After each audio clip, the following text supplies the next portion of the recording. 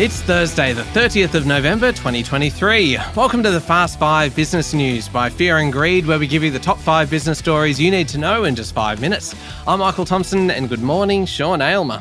Good morning, Michael. Sean, 5 big stories to race through today in 5 minutes, so we better get going. Story number 1, annual inflation fell to 4.9% in October, pretty much taking off the table any chance of another interest rate rise when the Reserve Bank meets next week. Yep, that's right.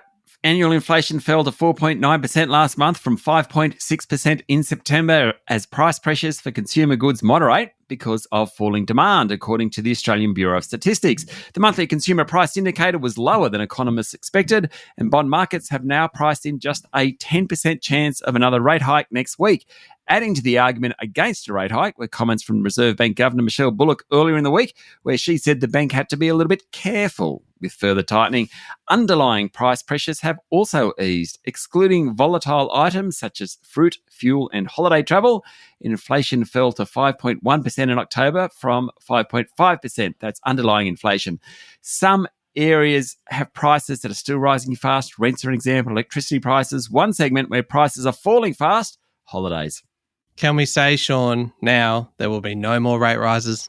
Oh, I wish. Not quite. The monthly measure is new, not as comprehensive as the quarterly measure. That's due out in late January. That'll tell the story. About 65% of quarterly components appear in the monthly survey and a bunch of services don't. Now, clearly the growth in the prices of goods is decelerating. The picture for services is much more complicated, and that will probably determine if the Reserve Bank lifts interest rates again in the new year. But at least for the rest of 2023, it seems fairly certain there won't be another rate hike. Okay, moving on to story number 2 now. And Home Affairs Minister Claire O'Neil has threatened to extend parliamentary sitting this week in order to pass new laws to lock up the worst offenders released from immigration detention.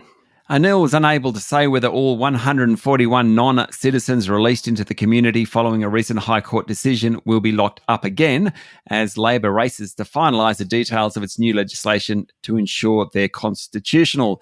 O'Neil warned Parliament would not rise for the end of the year until the government could legislate its response to the High Court publishing its reasons for its November 8 decision, which ruled indefinite immigration detention unlawful.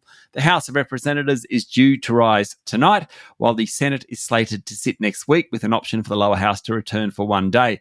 Following calls from Labor for the opposition leader to back the new laws, Deputy Liberal leader Susan Ley said the opposition was willing to work with Labor to lock up violent criminals. Story number 3. How about the scale of this one, Sean? Chinese-Australian property multi-billionaire Hu Wingmao has sold off almost 3 million hectares of West Australian Kimberley cattle country to an investment consortium for close to $300 million. It is one of the biggest rural deals of the year and comes as Chinese property companies come under pressure. The portfolio of cattle stations, known as the Kimberley Cattle Portfolio, spans 3 million hectares, as you said. That's an area the size of Belgium. It's been sold to one of Canada's top investment managers, Alberta Investment Management Corporation, and a local manager, New Agriculture. The station operates as a single large-scale portfolio running about 45,000 to 50,000 breeders. Story number 4, Harvey Norman says sales have picked up in recent weeks, thanks in part to the Black Friday sales. But over the past 5 months, the electronics and homeware leader recorded an 8% drop in turnover. Executive Chair Gerry Harvey and his wife, Chief Executive Katie Page, fronted shareholders at the retailer's annual general meeting yesterday. The board received a first strike against the remuneration report, with nearly 82% of shareholders voting against it. That's Qantas-esque. The updated sales figures are actually a touch better than a month ago when the retailer warned pre-tax profits for the September 6 months had halved. Harvey Norman reported sales at company-owned stores in Australia and overseas and franchised Harvey Norman Domain and Joyce Main sites. Gerry Harvey said Christmas could be a bit quiet given the sales over the past weekend. Harvey Norman's share price closed up more than 4% yesterday because the bad news yesterday wasn't quite as bad as it was 4 weeks ago. Okay, last one. Story number 5. Sad news. Charlie Munger, the long-time offsider of Warren Buffett, has died, aged 99. It was always the Warren and Charlie show, or it was for 60 years. Munger and Buffett transformed Berkshire Hathaway from a not-so-successful textile maker into an $800 billion empire. In a statement, Buffett said Berkshire Hathaway could not have been built to its present status without Charlie's inspiration, wisdom and participation.